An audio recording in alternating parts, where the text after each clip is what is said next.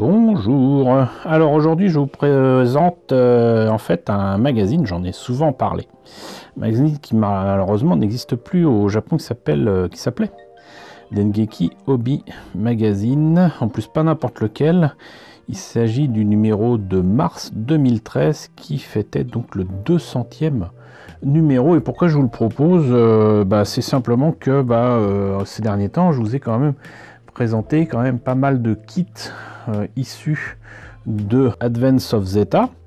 Et si vous avez bien suivi mes sujets avec les différents Hazel, etc., vous savez que ça ressemble à ça, et pour cause, puisque c'est effectivement le cas. Là, c'est clairement un mélange de kits et surtout de pièces optionnelles. J'espère qu'on trouvera facilement les pages à l'intérieur du magazine, mais comme ça, souvent, si vous vous rappelez de ce que je vous ai présenté de Hobby Japan et déjà d'autres numéros de Dengeki Hobby Magazine, c'est des magazines qui sont quand même assez épais, hein, vous voyez, voilà, qui sont énormes, et celui-ci était vendu à 880 yens. Est-il encore disponible 10 ans plus tard? J'en doute, mais donc voilà. Le fait est qu'il y avait ce numéro 200 qui sera l'occasion d'ailleurs de revenir un petit peu peut-être sur l'histoire de ce magazine. Voilà. Donc, qu'est-ce que ça nous réserve? Alors déjà plein de pubs, et ça c'est normal. Ici, donc, un beau Tolgis, je pense que c'est la version Master Grade au 1/100e. Un jour je l'aurai, parce que j'ai que les versions au 1/144. Et là donc le Hazel, alors qu'est-ce qui est écrit? C'est tout TR1, Hazel TR1 peut-être, Hazel Custom 2. Je pense que c'est en rapport avec un des derniers kits que je vous ai présenté. Si c'est le cas, je vous mettrai le lien là-haut. Mais donc déjà, faisons en sorte de présenter les doubles pages. Donc là, est-ce qu'ils disent qu'il y a eu 200 numéros? Logiquement oui, mais on voit donc les couvertures avec, j'imagine que ce sont des dédicaces ou des cartes d'anniversaire envoyées par différentes personnes. C'est cool. Sont-ce des célébrités ou des lecteurs? Je ne sais pas, mais en tout cas c'est cool. Focus, alors ça me dit quelque chose, mais alors, sincèrement, qu'est-ce que c'est? Je ne sais plus. En tout cas, là, il y a du SD Gundam, là, il y a du Vaifam, avec du Leisner et du Gundam. Publicité encore pour Cartox, de la série et le manga surtout Yotsubato. Alors, Overman King Gainer, je sais plus si j'ai des kits là-dessus, mais en tout cas j'ai des gachapon, je vous les présenterai un jour. 2199 Yamato, 2199, je vous en ai déjà parlé souvent, avec notamment les coffrets de la première série. Bon, beaucoup de publicité quand même pour l'instant, hein. Là, donc, Binoltech, ça faudrait vraiment que je vous présente ces jouets-là de Takara Tomy. C'était vraiment excellent. Là, visiblement, c'est une version, comment dirais-je, voiture de course. Et vu la gueule du truc, c'est peut-être du Optimus Prime. Pourtant, c'est pas un camion, mais bon. Mais Binoltech, il y a des trucs à montrer, sincèrement. Ça va être la joie de vous présenter tout ça. Et ensuite, désolé, c'est tout petit. Mais, donc, du coup, est-ce que c'est des trucs envoyés, des cadeaux? Je sais pas, en tout cas, là, ça m'a l'air d'être des dédicaces pour le 200e numéro.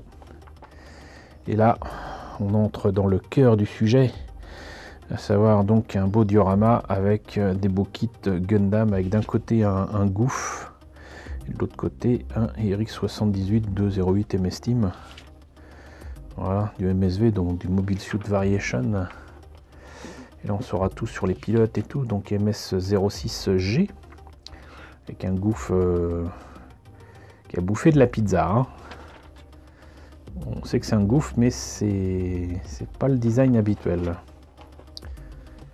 Et du coup, bah, apparemment, il est fait à partir des modèles au 1/100e à la fois du gouffre et du Zaku, avec des pièces modifiées évidemment. Très très belle réalisation. Ensuite, on revient donc sur le 200e numéro de Dengeki Obi Magazine. Là, avec 2002. Donc, je ne sais pas ce qu'ils disent précisément là-dessus. Là, il y a un buste du Gundam Stargazer. Là, du Gundam F91.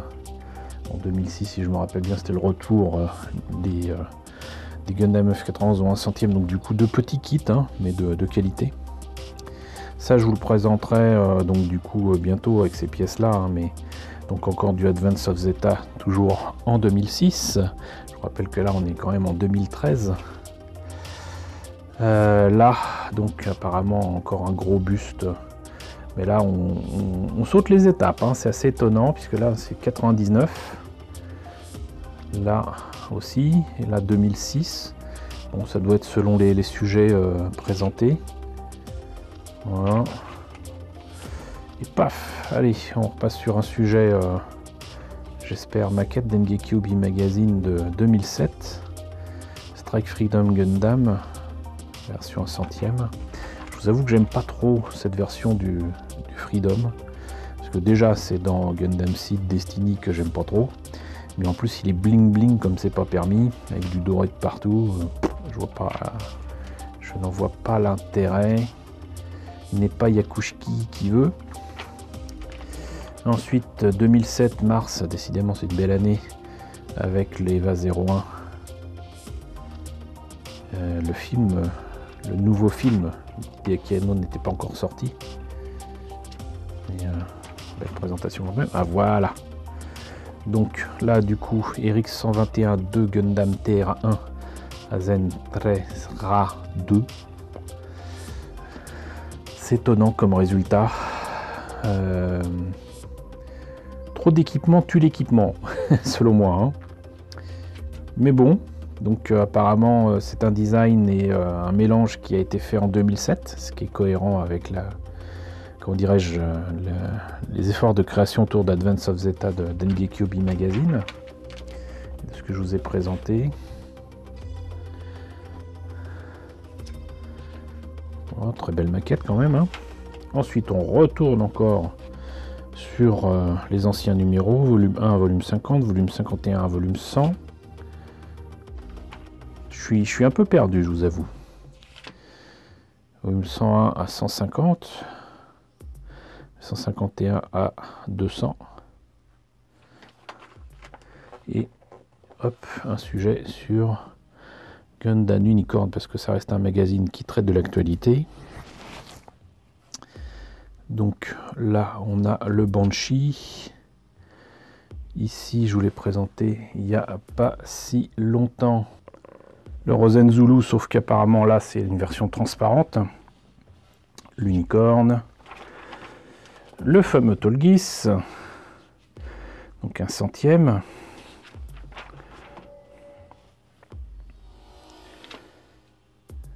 J'aime beaucoup le Tolgis, franchement. Il a de la tronche. Il a de la tronche, et là, donc, il présente modifié, amélioré, mais aussi fait tel quel, entre guillemets, en no paint, avec uniquement des Gundam marqueurs, un petit peu de jus. Voilà. Visiblement, c'est envisageable et ça peut donner un résultat assez sympa. Gundam Edge One Glanza, franchement, je regrette de plus en plus de ne pas avoir pris les kits de cette série que j'aime beaucoup. Des fois, je me dis que je suis le seul au monde à l'aimer, cette série. Mais il y avait des kits, que ce soit un 144, un 100e, et même un 60 et un 48. Il y a eu des méga size. C'était vraiment sympa. Vraiment. Voilà, même celui-là, par exemple. Petit Eva fait à partir du G-Bouncer.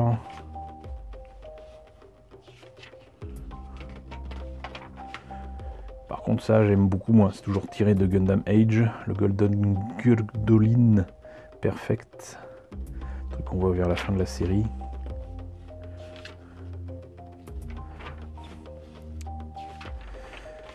Et là, petit retour sur l'œuvre de Kondo avec du Gundam, les Kushki, Gundam Mark II, Zeta Gundam et à sa sauce.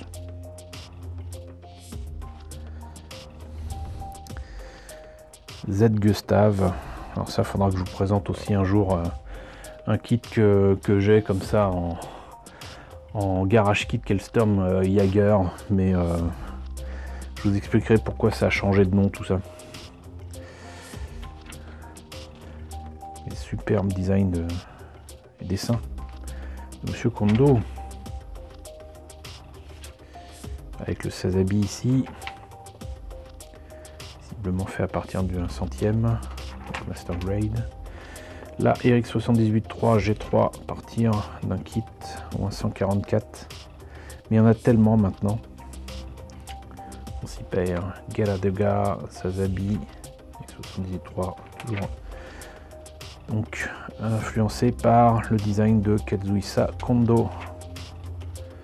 Là, du SD Gundam.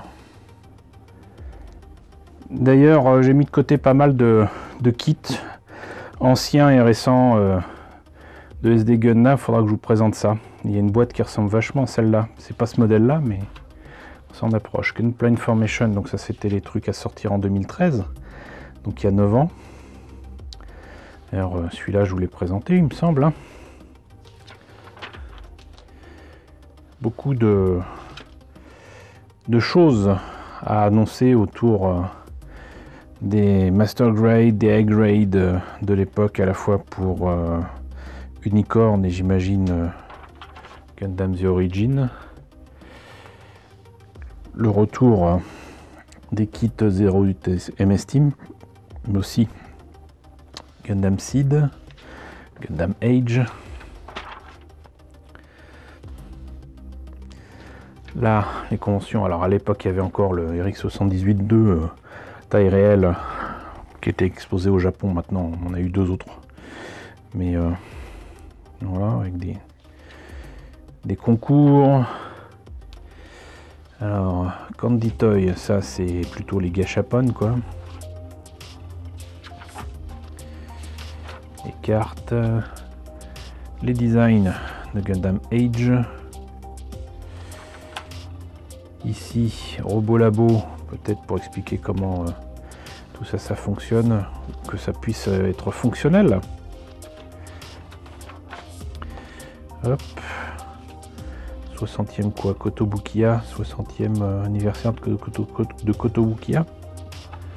Bon, Giant Robot, Evangelion, Vampire Hunter D, Cartox, pour vous les refaire.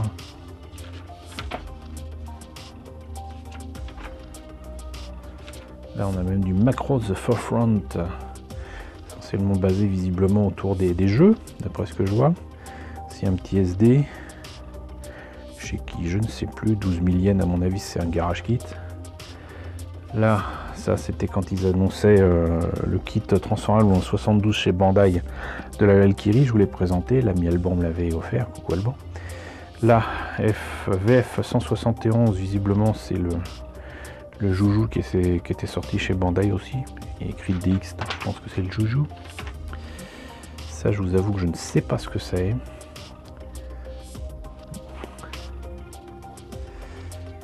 Là, les LBX, on en a eu en France, mais je ne connais absolument pas.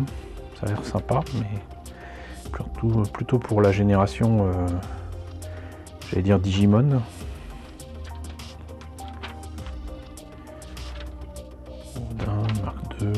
Il y en a des choses là. Là, c'est sortie vidéo, j'imagine, avec la Yamato 2199, donc ça aussi, je vous en ai parlé.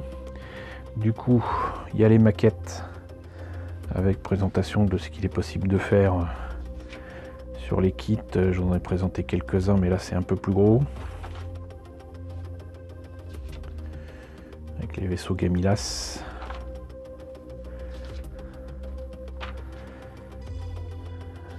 Evangelion, Anima.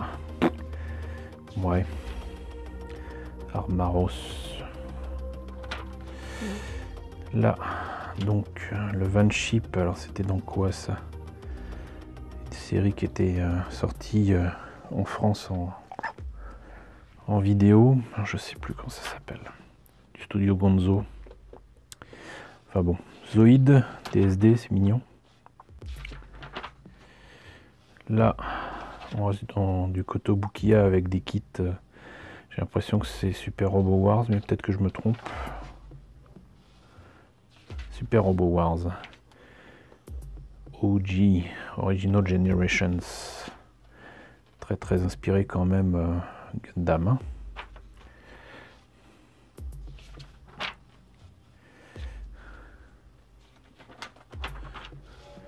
Bon là, ça m'a l'air d'être plutôt des jeux. Alors voilà. Le Rex tiré, si je me rappelle bien, de Metal Gear Solid, que mes amis gamers connaissent bien. Là c'est autre chose, je ne sais plus ce que c'est.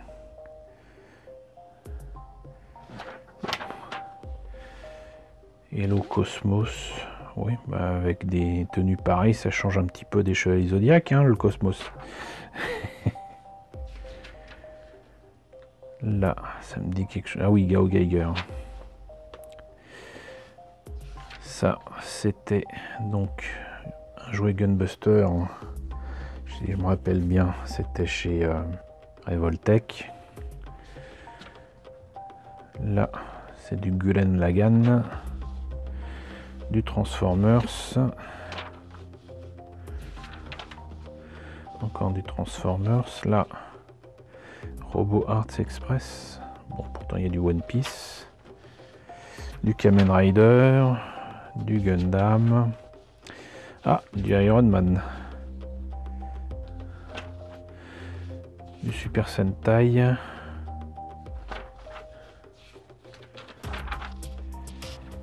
Hop. Ça d'ailleurs on l'a eu en France. C'était Ultraman quelque chose.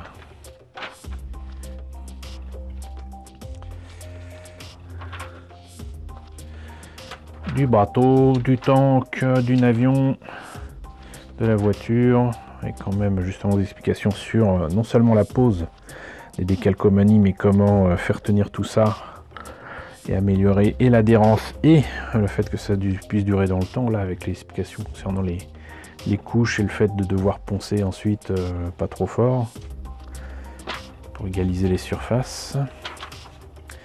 Du gros tank Tiger.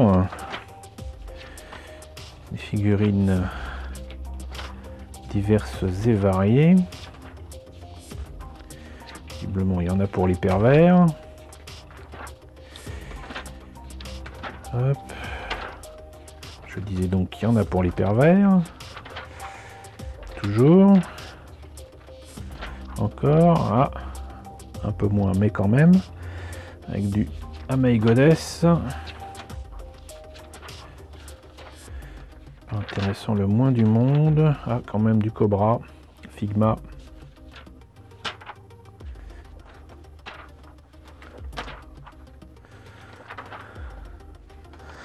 Du Batman.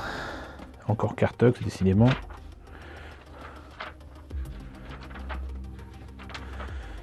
Et voilà le caractère Toys. Alors, il y en avait des choses quand même il y a 10 ans.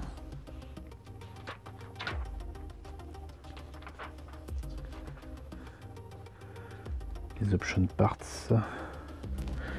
dont je vous ai déjà parlé. Recommended guide avec quoi? Des têtes de Gundam.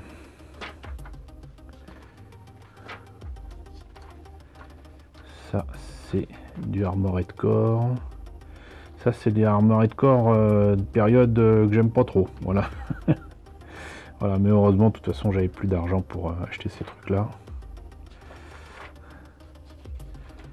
J'en ai présenté quand même quelques-uns. Là il y a vraiment un petit peu de tout, ça concerne vraiment l'actualité des produits dérivés. Oh, Galvion, DVD box. zoogramme.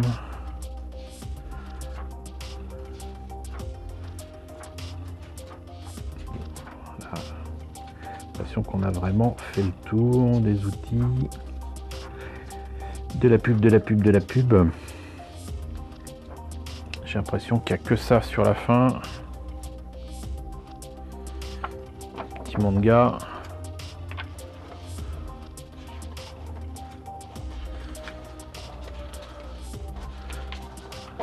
Ça a l'air d'être inspiré Super Robo Wars. Et voilà. Donc, bah écoutez, voilà, c'était le numéro 200 de mars 2013 de Dengeki Hobby Magazine, un magazine qui malheureusement n'existe plus. Alors, je dois vous l'avouer, cet exemplaire n'est pas représentatif de ce que j'aimais dans ce magazine, mais j'aurai l'occasion, je pense et j'espère, de vous présenter justement ce que ça donnait. Fut un temps, voilà. En tout cas, j'espère que la présentation de ce magazine vous a intéressé. N'hésitez pas à me dire ce qu'il en est dans la section commentaires. N'hésitez pas à liker, n'hésitez pas à partager, n'hésitez pas à vous abonner si ce n'est pas déjà le cas. Coucou aux nombreux abonnés qui nous ont rejoints ces derniers temps. Bienvenue ici. Coucou aux grands anciens qui me suivent depuis 6 ans. Merci à tous de votre fidélité, merci à tous de votre soutien sur Tipeee et sur Paypal. Surtout prenez soin de vous. Je vous laisse avec la liste des contributeurs de la chaîne. Et je vous dis à très bientôt, je l'espère, pour la présentation d'un nouveau magazine, Dengeki Hobby Magazine.